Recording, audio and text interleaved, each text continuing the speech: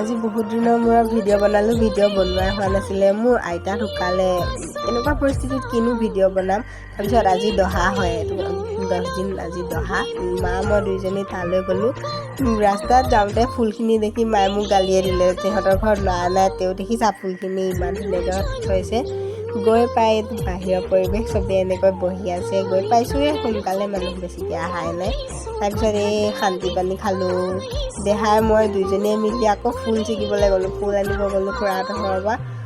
ফুল চুল ছিগি মেলি লৈ দেহা আকৌ ফটামি কৰি আছে দুইজনীয়ে। আহি মেলি আকৌ সেৱা কৰিব হৈ গ'ল।